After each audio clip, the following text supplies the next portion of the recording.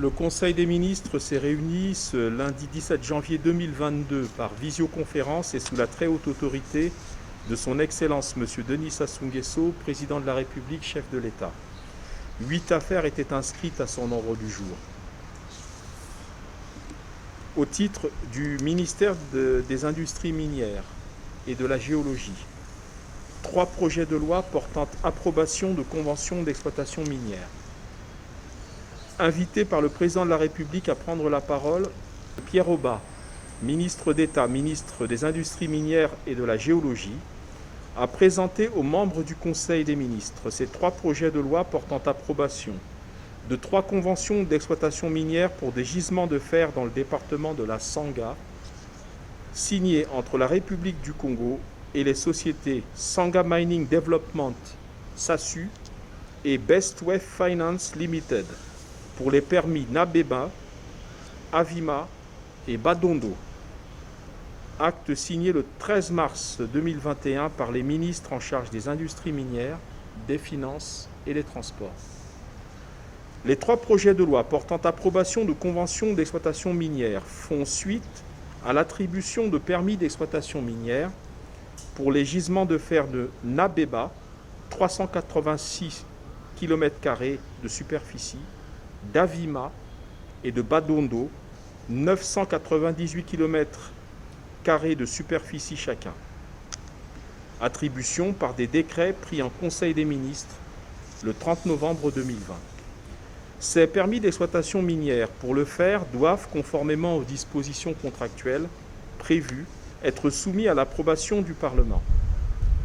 Ces projets d'exploitation sont d'une importance considérable parce que ces sites ont d'énormes potentialités exploitables, probablement pour au moins une 50aine d'années, ce qui aurait des conséquences heureuses pour le développement socio-économique de notre pays. Ils induisent d'abord la construction d'un chemin de fer du nord au sud du Congo d'une longueur d'environ 1000 km, mais également la construction d'une aciérie à Pointe-Noire, ainsi que d'un grand port minéralier à la Pointe indienne. Ces infrastructures impliqueront la création de centaines d'emplois et le développement des localités concernées dans le département de la Sangha. L'ambition de notre pays est, grâce à ces gisements, et si leurs promesses sont tenues, de devenir un des 3 plus grands producteurs de fer au monde. Le consortium formé par la société Sangha Development Mining et ses partenaires entend débuter le développement de ces mines durant cette année 2022 et compte investir plus de 10 milliards de dollars, soit environ 5 400 milliards de francs CFA, pour une perspective de production annuelle de 10 millions de tonnes de fer à partir de l'année 2023. Le secteur des mines apportant alors une valeur ajoutée inestimable à notre économie nationale et contribuer ainsi au développement. Son Excellence M. Denis Sassou Nguesso, Président de la République, chef de l'État, s'est félicité du caractère intégrateur et modulaire des projets d'exploitation minière induits par l'adoption de ces 3 projets de loi. Projets modulaires d'abord, parce qu'ils comprennent, outre l'aménagement des sites d'exploitation en eux-mêmes, la construction d'une voie de chemin de fer entre le département de la Sangha et celui de Pointe-Noire, et la mise à disposition des productions ainsi transportées au port minéralier en devenir de Pointe-Noire. Projets intégrateurs ensuite, projets intégrateurs et régionaux, dans la mesure où ils impliquent le pays voisin et frère du Cameroun. Poursuivant son propos, le chef de l'État a souligné l'importance de ces projets, susceptibles d'accélérer le développement de notre pays grâce à un effet de levier sur des projets miniers situés dans d'autres départements du Congo, ou ceux notamment liés au développement de la production de gaz liquéfié dans d'autres zones de notre pays.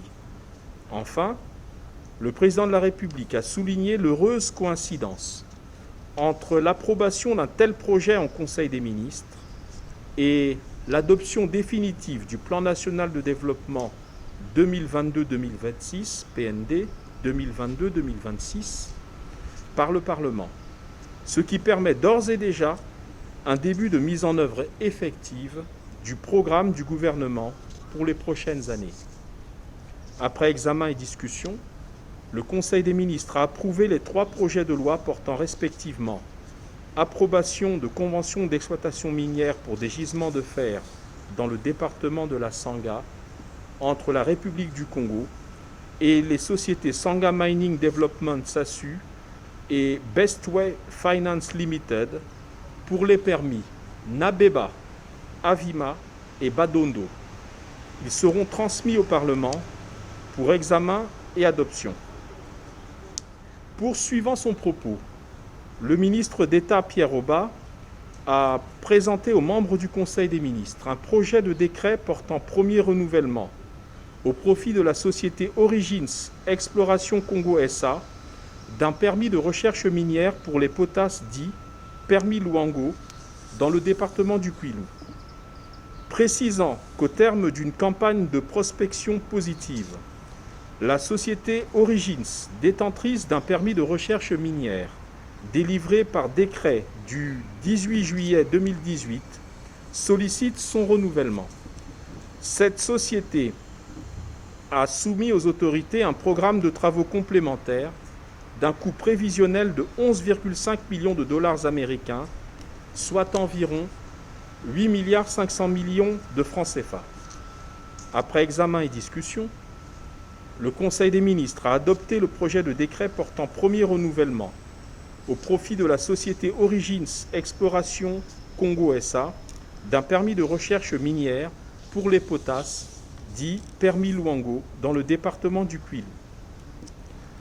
Invité à son tour par le président de la République à prendre la parole, M. Thierry Lézin-Mungala, ministre de la Communication et des Médias, porte-parole du gouvernement, a soumis à l'examen du Conseil des ministres un projet de loi organique modifiant et complétant la loi organique numéro 4-2003 du 18 janvier 2003 déterminant les missions, l'organisation, la composition et le fonctionnement du Conseil supérieur de la liberté de communication.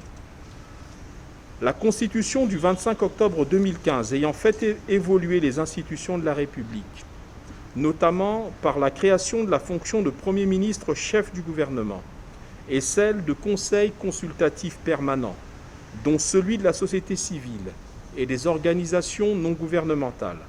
Ces institutions devront désormais désigner des membres au sein du Conseil supérieur. D'autre part, et en tenant compte des missions juridictionnelles de plus en plus complexes assignées au Conseil supérieur, il est nécessaire que le membre désigné par la Cour suprême soit un professionnel du droit. L'usage croissant des nouvelles technologies dans le secteur de l'information et de l'audiovisuel, l'arrivée de la télévision numérique terrestre, la diffusion audiovisuelle par satellite et par fibre optique ont élargi le champ d'action du Conseil supérieur de la liberté de communication. Le projet qui était en examen prend en compte l'impact sur l'environnement des équipements techniques de transmission et de diffusion. Enfin, l'élargissement et la complexité croissante de leur mission justifient que le mandat des hauts conseillers passe de 3 à 5 ans, renouvelable une fois. Après examen et discussion, le Conseil des ministres a approuvé le projet de loi organique modifiant et complétant la loi organique numéro 4-2003 du 18 janvier 2003 déterminant les missions, l'organisation, la composition et le fonctionnement du Conseil supérieur de la liberté de communication. Il sera transmis au Parlement pour examen et adoption. Invitée à prendre la parole, Madame Rosalie Matondo, ministre de l'économie forestière, a soumis à l'examen et adoption des membres du Conseil des ministres un projet de décret fixant les attributions et le fonctionnement du comité de concertation de la série de développement communautaire d'une concession forestière.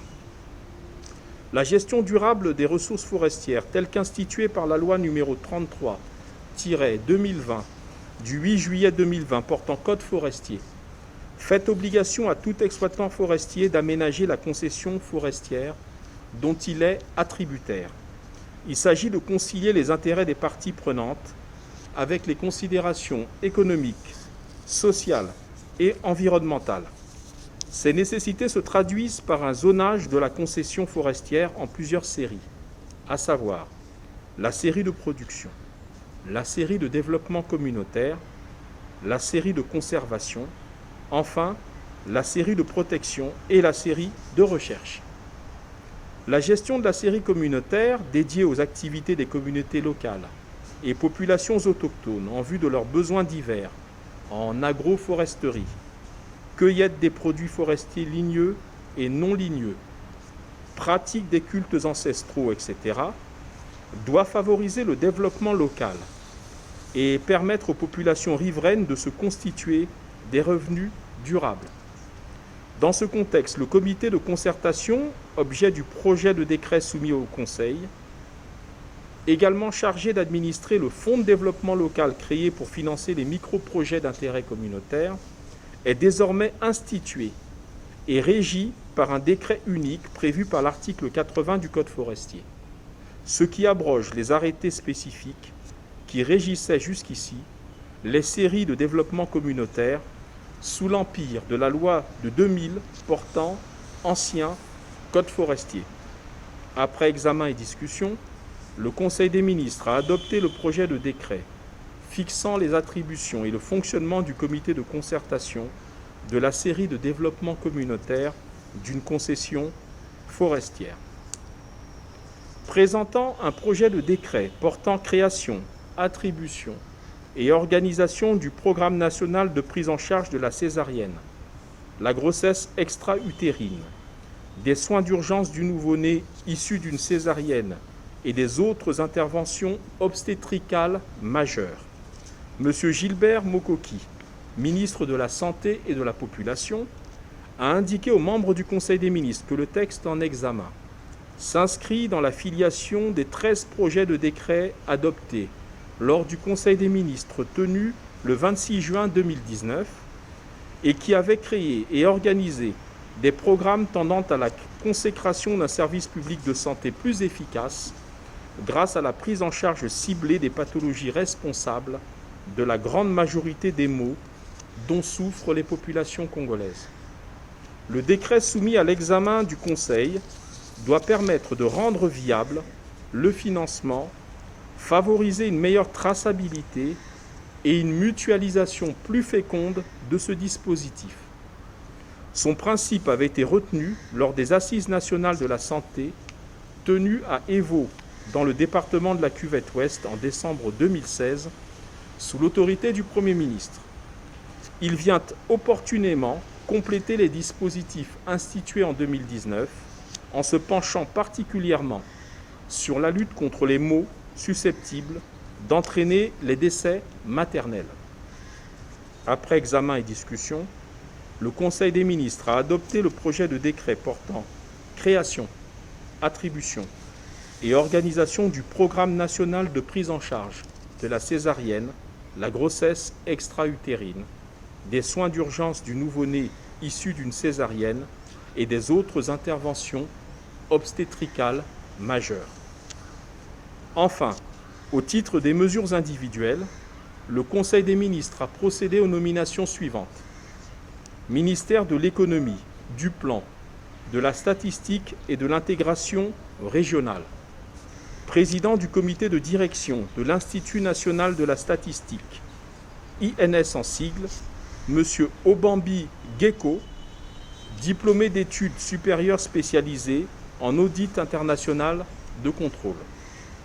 Président du comité de direction du Centre national d'études et d'évaluation des projets d'investissement public, Madame Georgine Yoka, économiste, administrateur en chef des SAF. Directeur général de l'économie, M. Franck Mondésir Mbouaïla Sassa, docteur en sciences économiques, enseignant permanent.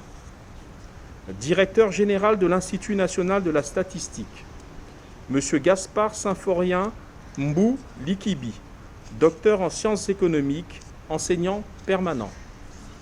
Directeur général du Centre d'application de la statistique et de la planification, M. Jos Stephen Yoka Ikombo, ingénieur statisticien, économiste. Directeur général du Centre national d'information économique et conseil en gestion, Monsieur Fred Bokilo, ingénieur statisticien, économiste.